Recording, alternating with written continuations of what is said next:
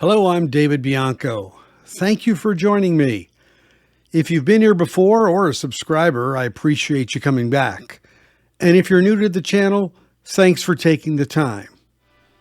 So today's an announcement I've been waiting for a while, anticipatory for months, maybe years actually.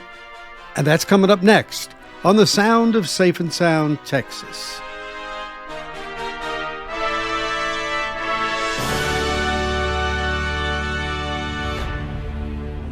I don't know about you, but I feel like we've been led down this expectant road of anticipation over Steely Dan's full catalog finally being released.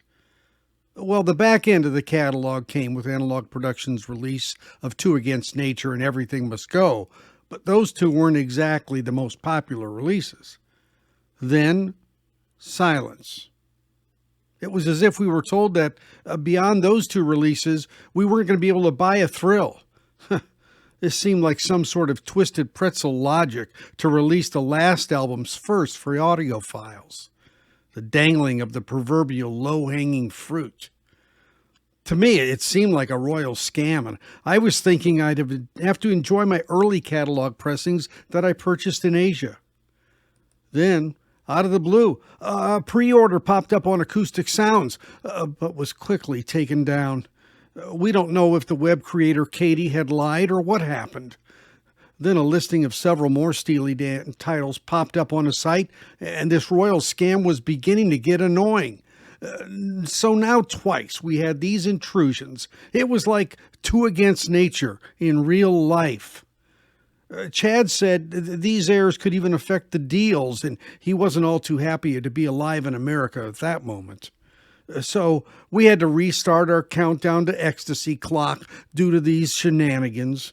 I'm not sure how many of the titles will be pressed, but I'm sure that there's a pent-up demand which could create a vinyl onslaught of purchases. It's not like Chad will have trouble selling these and end up discounting them in some sort of everything must go auction in Salina, Kansas. So I guess that's my ode to waiting on Steely Dan. And some of the things that happened here as we got closer and closer to the final announcement now. Been a long time coming, and I wish congratulations to Chad and his team. I know that's been a lot of hard work. I witnessed it firsthand when I was there on August 30th. And, there's a lot to the front end of the process and getting everything to the point where you can announce. And then, of course, then you got to deliver the goods, so to speak. And as you know from my interviews with Chad, I mean, nothing's going to get out of there until he's blessed it and approved it and listened to it and said, that's good enough to put Analogue Productions' name on it. So I really look forward to this. So all I can say is, gentlemen, start your wallets, because that's what it's going to be now. Finally, this is kind of core catalog stuff that I've been waiting for quite a while. I've got a lot of the OG stuff, of course, but you just want to hear how it can be just one step better. The use of the word one step was purely erroneous by the YouTube creator. There is no intended affiliation with the mofi one-step vinyl process. So Can't Buy a Thrill is the first release because it is the first album that they came out with. Ironically, the first had come out with a couple of songs on a single, one of which was not even sung by Fagen. And so that one didn't do well.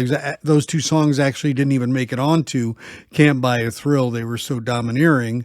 But the rest was worth the wait. Great album. To me, it's one of those every song is great albums, like let's say Boston's first album as an example.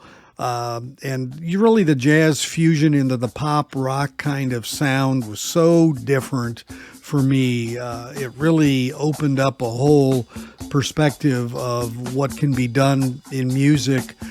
You're listening to Led Zeppelin, you're listening to some of the harder stuff. You've come off of the Beatles.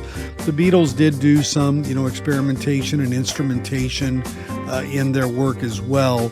But this really was kind of the jazz infusion into it that first kind of got my sensibilities going in that direction. So it's a great album holistically, and hopefully now, of course, sonically, it will also be quite a triumph coming out and jumping out of the groove, so to speak. So I really look forward to it. I hope you all have, same anticipation for this maybe that you do for some other releases that have come out.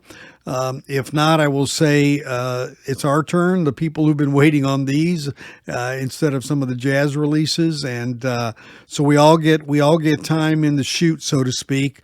And Chad has more coming. He's very inundated with opportunities, and things look great there.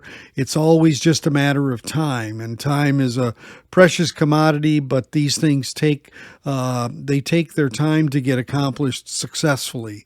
So patience is a virtue, and in this case, patience will pay off. So I'm here to let you know this is here and now, and we have all been commending the work that has come out of QRP and Analogue Productions Acoustic Sounds. The Kind of Blue Miles Davis has gotten rave reviews of 45 RPM. Tight center holes, yes. It's one of those things that sometimes the production of the turntables can be a little deviant in their tolerances there too. But I'd rather have a tight fit than a loose fit when it comes to an album being secure. So, but the sound quality, really unrivaled. And that is why we buy these. And again, analog, that is in fact what Analogue Productions is all about. There are times where compromises have to be made because of things beyond the control of someone like Chad, but you're going to know about it. So check out the release pages. Look if there's anything there that is concerning. If there is, make your own decision. But I can assure you that the best of the best has been used, and the methods and Bernie Grunman and all of these types of arrangements in the process to bring the best product available. God knows we've waited long enough. So again, kudos to the team in Salina, Kansas, and keep up the good work. So that wraps things up for now.